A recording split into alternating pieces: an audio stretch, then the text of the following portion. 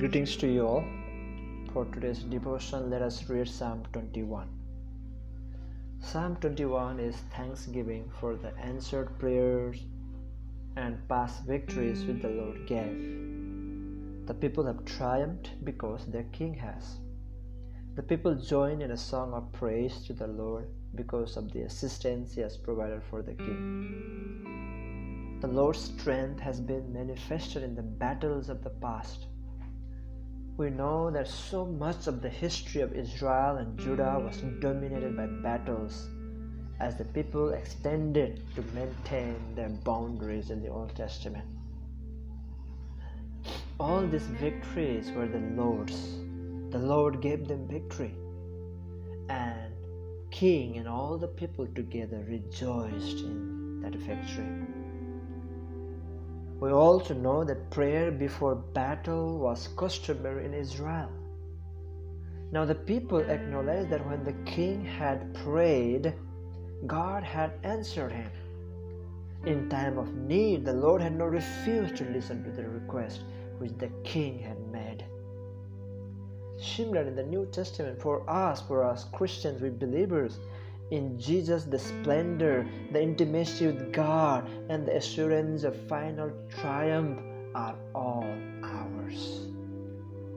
And Jesus' heart's desire is our salvation. Therefore, our daily joy should be as exuberant, as lively as this Psalm 21. David knew where his salvation, long life, and his strength came from. And look at David's response to the knowledge.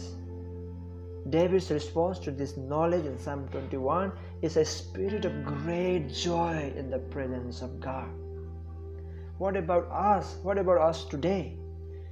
Do we understand that God grants salvation, life, strength, and any other needs we have in our own lives? Does this mean that the true Christian never doubts his salvation, never becomes discouraged by his circumstances, or is never afflicted with disease and pain? You already know the answer, don't you? The true Christian may experience any or all of this and much more. We true Christians face much more persecutions and afflictions. We go more than other normal people. We suffer more.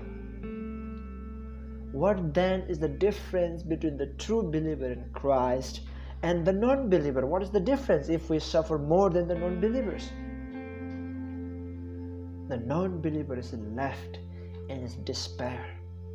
In anger, he rages against a God who would treat him so. For though he professes to not believe in God, he doesn't believe God is there. But in his heart of hearts, he knows there is a God. His pain and dire circumstances cause him to hate God all the more. So he speaks more against God and he goes against God. The true believer, however, is brought closer to God in the midst of great trials and suffering, giving him joy and peace. You see the difference? The true believer looks to God for comfort and looks forward to the time when he will cast his crowns at the feet of his Savior Jesus Christ, and an eternity filled with the righteousness and holiness of God. Therefore, believers in Christ, pray today that God would grant you great peace and joy in the midst of life's pain and misery. Pray today that in this global pandemic of coronavirus, where many people are dying and many people have died, and still the quest to develop or to invent the vaccine is still going on. Pray that we will still have the peace and joy in our heart because we believe in the true living God. Amen.